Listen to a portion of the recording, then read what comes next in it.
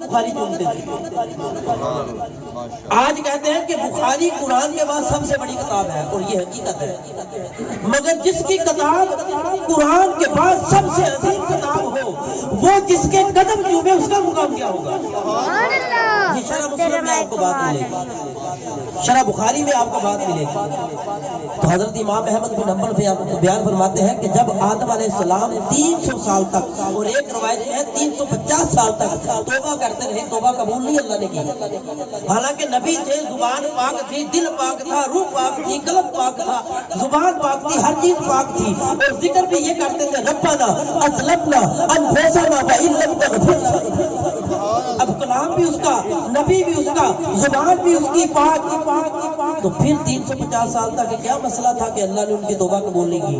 ہاں، وہ مسئلہ یہ تھا، اللہ پاک نے فرمایا کہ جب تک میرے محبوب کی بات نہیں کرو گے بات نہیں بنے گی. ادھر آدم علیہ السلام نے ایک دفعہ کہا، رب کعبہ کی قسم حدیثیں اٹھا کے دیکھیں، صرف ایک دفعہ. ادھر 350 سال رکھے اور ادھر ایک دفعہ مصطفیٰ کا نام رکھے. حضرت آدم علیہ السلام فرماتے ہیں حضرت شیخ سے کہ جب میں نے ایک دفعہ یہ کہا کہ اے اللہ اس محبوب کا صدقہ مجھے معاف کر دے جس کا نام تم نے اپنے عرش میں لکھا. آپ فرماتے ہیں خدا کی قسم ابھی دوسرا لمحہ نہیں گزرا کہ اسی وقت اللہ نے فرما دیا جا تیری توبہ قبول کر. آپ اندازہ کریں جس نبی کی توبہ مصطفیٰ کے توسل سے قبول ہو تو معلوم یہ ہوا کہ سوائے مصطفیٰ کے چارہ ہی کوئی نہیں. اب آخری بات، حضرت امام قحافی بہت بڑے امام حدیث کے نصیر صاحب وہ لکھتے ہیں 300 سے زیادہ نبیوں کی قبر مکہ شریف میں، کچھ کی قبر صحن کعبہ میں جہاں پہ ہم طواف کرتے ہیں کعبہ، ان کے نیچے نبیوں کی قبریں ہیں، اور کچھ کی قبریں صفا مروہ پہ ہیں، اور کچھ کی قبریں صفا مروہ کے درمیان کھڑے ہو جائیں تو سامنے کی جگہ پہ.